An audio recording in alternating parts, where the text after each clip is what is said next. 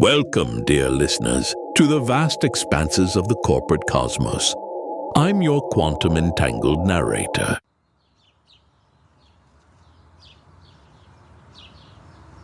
Today we embark on an auditory journey into one of the most fascinating ecosystems in the known multiverse, the Interdimensional Office Park.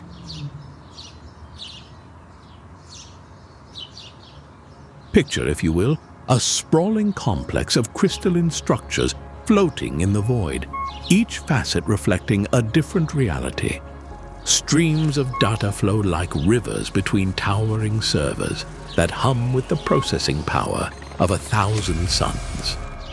In the swirling nebulae of nether cubes and probability clouds, we find a remarkable species, the officious Interdimensionalis, commonly known as the cosmic cubicle dweller. Listen closely. You can hear the gentle tapping of keyboards echoing across dimensions, punctuated by the occasional whoosh of an interdimensional email being sent. Observe, or rather, imagine, as these fascinating creatures navigate the treacherous terrain of their natural habitat. Shh! We're in luck. Our auditory senses have picked up a rather intriguing specimen. Let's call her Phyllis Planck, a mid-level probability adjuster in the Department of Quantum Happenstance. We can hear the soft rustling of her probability charts as she navigates the non-Euclidean corridors of the 43rd and a half floor. Now, folks, this is where our Attenborough impression ends and our parable begins.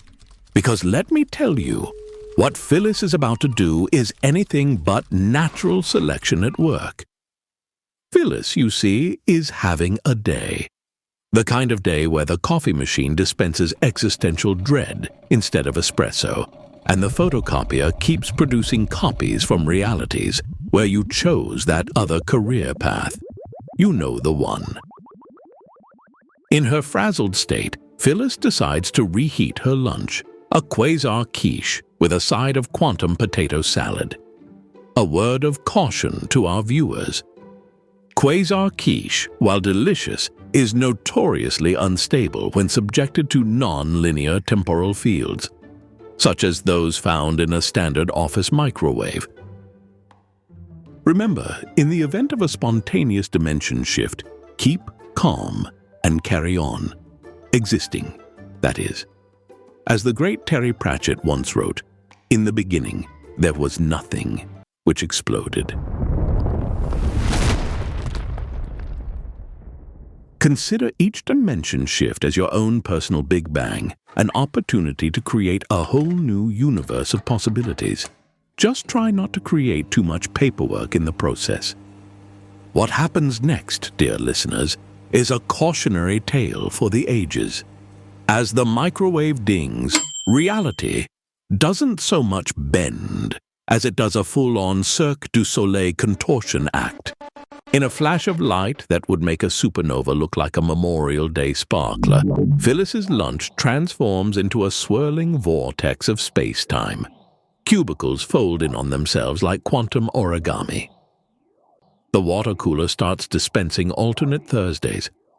And poor Chad from accounting, he's now simultaneously employee of the month in 6 dimensions and a potted fern in 3 others. As alarms blare and interdimensional safety protocols kick in, Phyllis stands there, lunch bag in hand, watching chaos unfold. And in that moment, she learns the most important lesson of interdimensional office safety. Always, always read the fine print, especially when it's written in quantum ink that only becomes visible when observed by a safety inspector with an advanced degree in theoretical physics. And so, my dear Multiverse interns, as we watch the Interdimensional Safety Squad armed with reality stabilizers and paradox absorption clipboards restore order to Phyllis's office, remember, in the vast cosmic workplace, a moment of carelessness can ripple across the multiverse. So always handle your exotic matter with care Never mix your timelines before 5 p.m. And for the love of all that's quantum, please, use the designated quadrants for your interdimensional lunch breaks.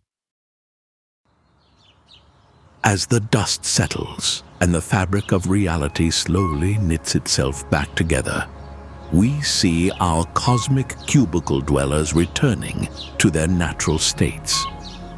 Phyllis, a bit wiser and considerably more singed, vows to pack cold sandwiches from now on. And thus, the delicate balance of the interdimensional office park is restored until the next quarterly review. Stay tuned, folks! Up next, proper handling of antimatter in the office microwave.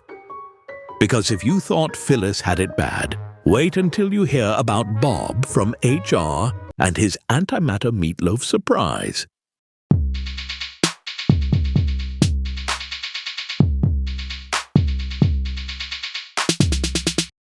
Welcome back, my paradoxically prudent particles! I'm your temporally tangled tour guide, and we're diving deeper into the wild world of interdimensional health and safety. Now that we've witnessed the chaos that can ensue from a simple lunch reheating gone wrong, let's tackle a truly explosive topic: the proper handling of antimatter in the office microwave.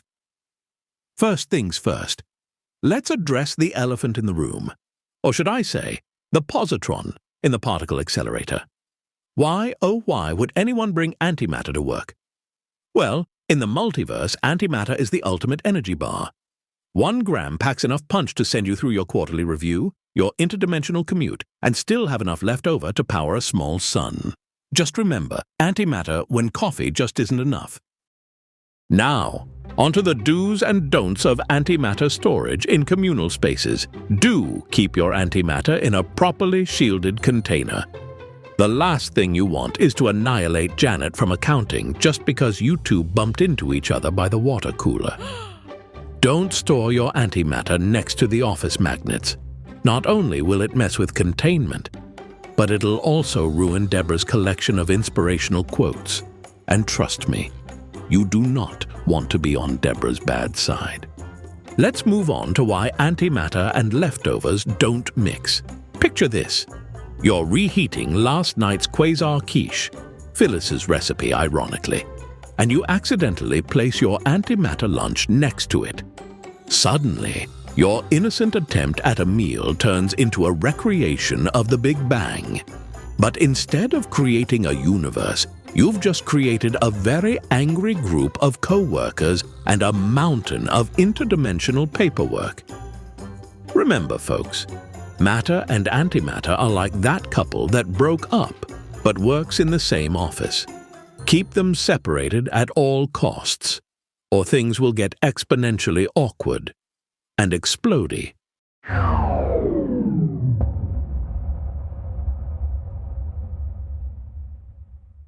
Now, let's talk about the importance of proper shielding. It's not just for your lunch, it's for the fabric of reality itself. A good antimatter container is like a good pair of noise-canceling headphones. It keeps the bad stuff in and the good stuff out. Or is it the other way around? Either way, invest in quality shielding. Your atoms will thank you. Pro tip: if you can see Cherenkov radiation coming from your lunchbox, your shielding might need an upgrade. And no, wrapping it in extra tinfoil is not a valid solution, no matter what Chad from IT tells you. Now, I know what you're thinking. But what if I accidentally put antimatter in the microwave? Well, my quantum comrades, that's why we have the Interdimensional Safety Squad on speed dial.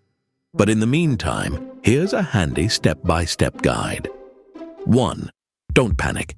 Panic is reserved for performance reviews and unexpected visits from upper management. 2. Do not open the microwave. I repeat, do not open the microwave. What happens in the quantum realm stays in the quantum realm. 3. Evacuate the immediate area, and by immediate, I mean this universe. 4. Call the Interdimensional Safety Squad. Their number is easy to remember. Just divide Planck's constant by the square root of your office's cosmic coordinates. 6. Start updating your interdimensional resume, just in case. Remember, in the grand cosmic office of existence, safety isn't just a guideline. It's the difference between a productive workday and accidentally creating a new universe where you're the intern forever. So the next time you're tempted to bring antimatter to spice up your lunch break, ask yourself, is it really worth the risk of turning the break room into a portal to the 11th dimension? Spoiler alert. The answer is no, unless you're gunning for that coveted interdimensional troubleshooter position. As a small footnote, dear listeners, in particle physics experiments like those at CERN, microwave cavities are used to accelerate particles, including antimatter, for study. However, you definitely shouldn't try to microwave antimatter at home or in any office kitchen.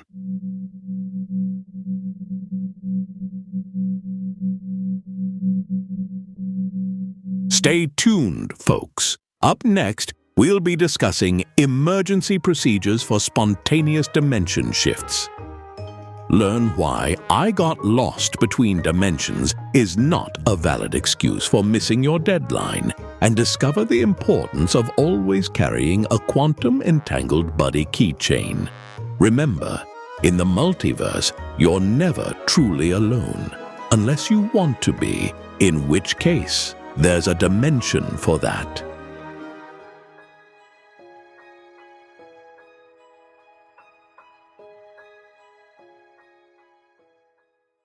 Welcome back, my probabilistically perplexed personnel. I'm your multiversally misplaced moderator, and we're diving headfirst into the swirling vortex of emergency procedures for spontaneous dimension shifts.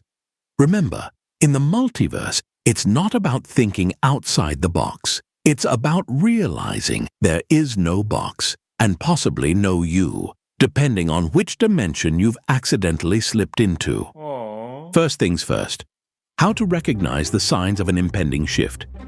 Now, you might think this would be obvious, but as Werner Heisenberg reminded us back in 1927 with his uncertainty principle, the more precisely you know where you are, the less precisely you know how fast you're going, potentially into another dimension. So, what should you look out for? Well, if your stapler starts speaking Klingon, that's a red flag. If you suddenly find yourself understanding what your cat is saying, Hello? that's a red, green, and ultraviolet flag in a color spectrum you didn't even know existed. And if your coffee mug is simultaneously full and empty, congratulations, you're experiencing a spontaneous dimension shift and possibly channeling Erwin Schrödinger's 1935 thought experiment. Now, on to our first line of defense. The interdimensional buddy system. As the great Hugh Everett III postulated in his many worlds interpretation of 1957, every quantum event splits the world into multiple realities. So, never traverse realities alone. Always have a buddy, preferably one well-versed in quantum entanglement.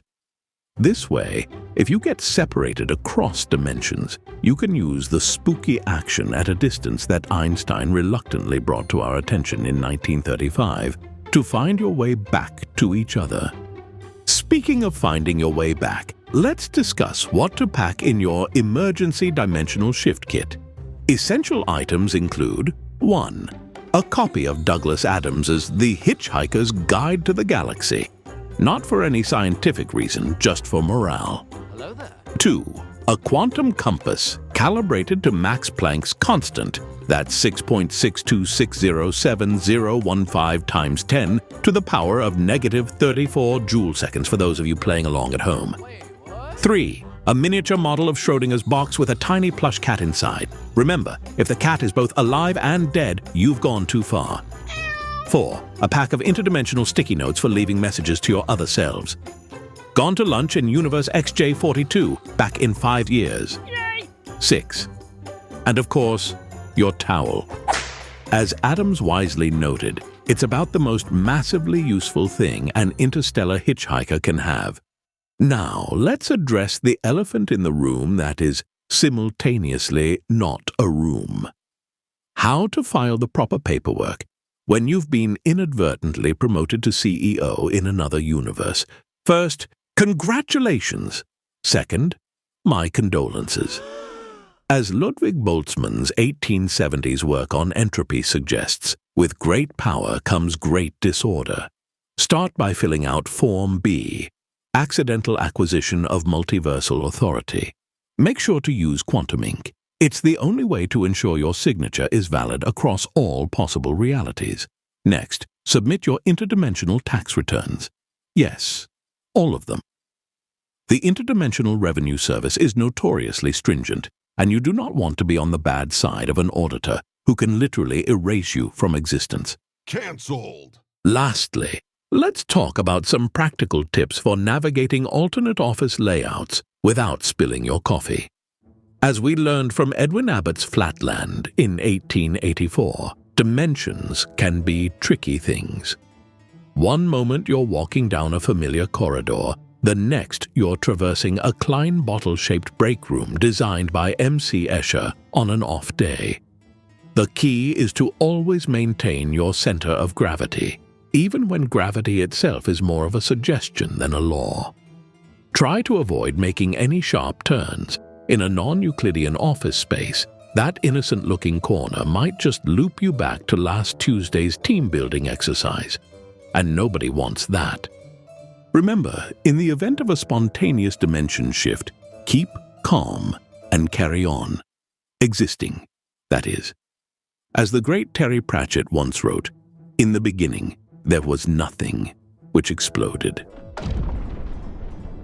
Consider each dimension shift as your own personal Big Bang, an opportunity to create a whole new universe of possibilities.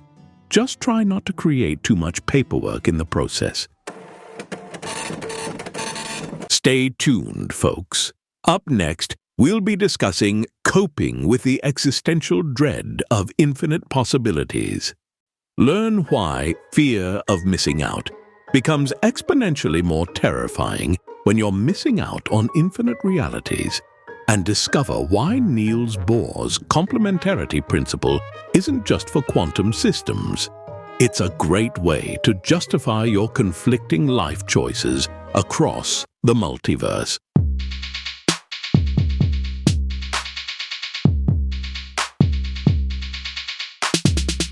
Welcome back, my existentially exhausted employees of eternity. I'm your transdimensionally traumatized therapist, and we've reached the cerebral climax of our interdimensional health and safety seminar. It's time to lie down on the quantum couch and discuss coping with the existential dread of infinite possibilities. Remember, in the multiverse, it's not just about keeping your body safe. It's about preventing your mind from collapsing into a singularity of self-doubt.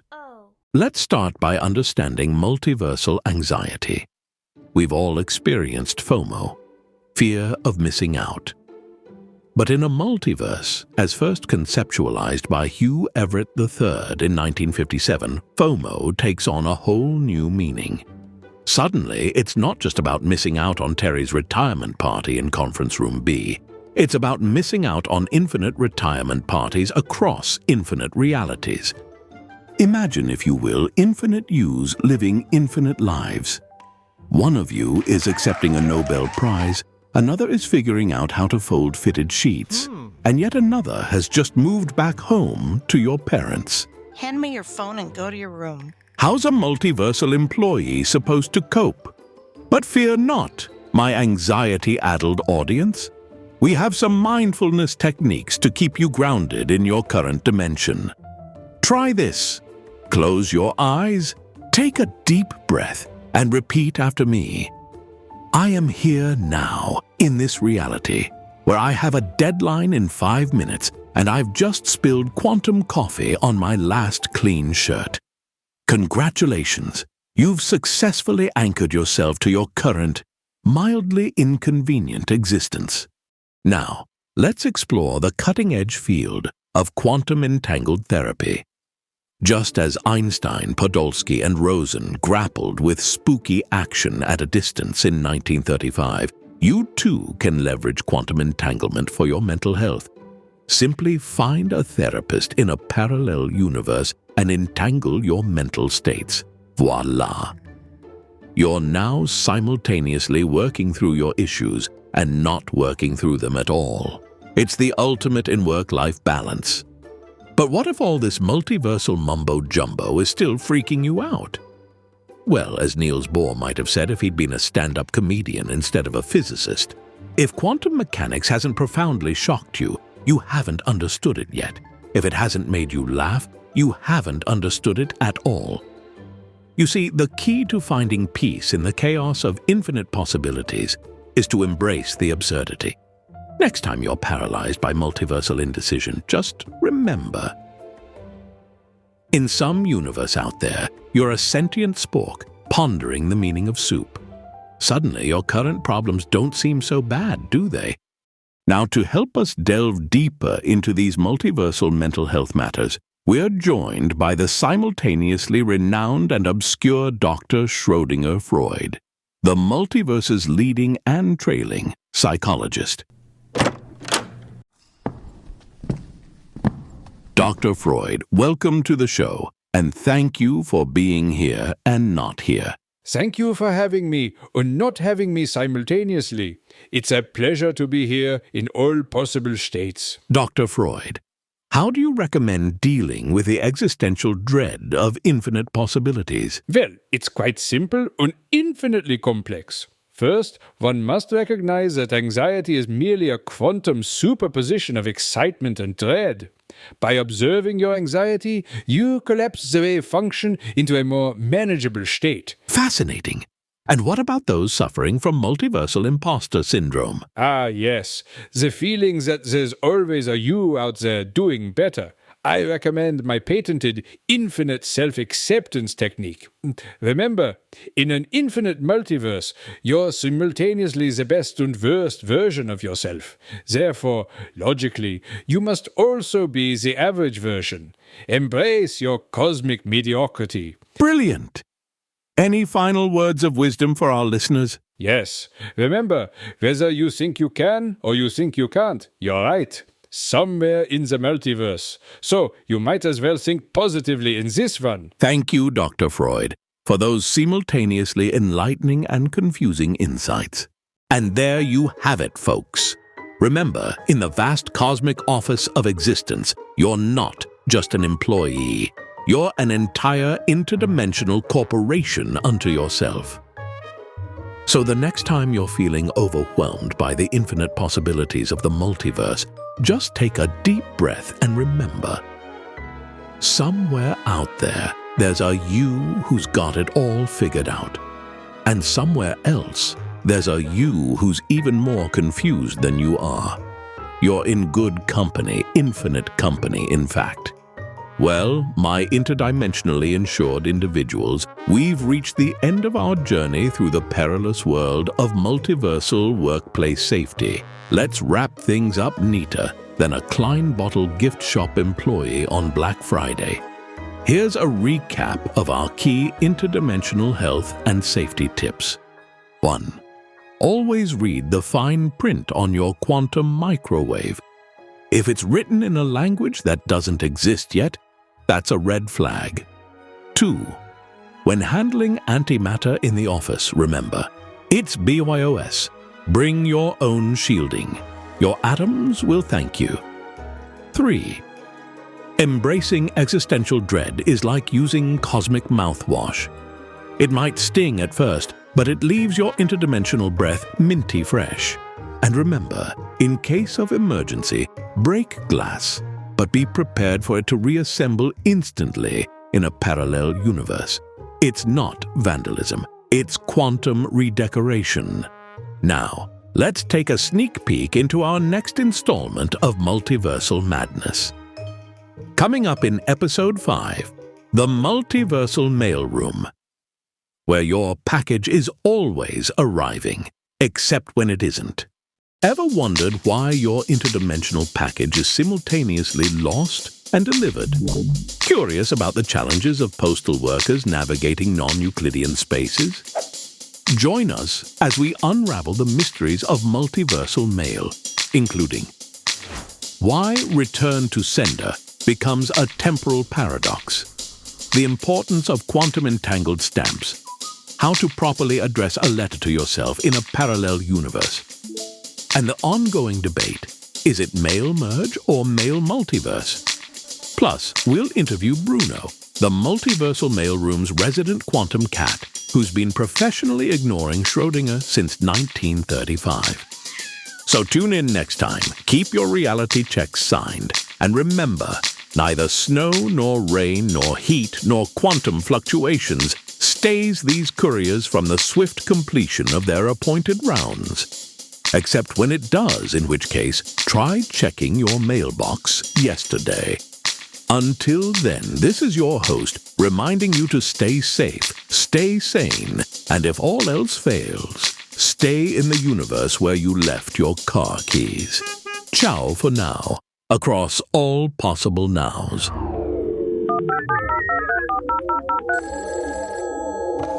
Hey, this is Soren from Denmark. The Multiverse Employee Handbook was created by Rob Corrigan, is edited by Matt Parkman, and narrated by David from 11 Labs. All science fact-checking is done by Mohinder Suresh. The Employee Handbook staff includes Claire Bennett, Hiro Nakamura, and L.A. Bishop. Please be sure to subscribe to get updates on new episodes.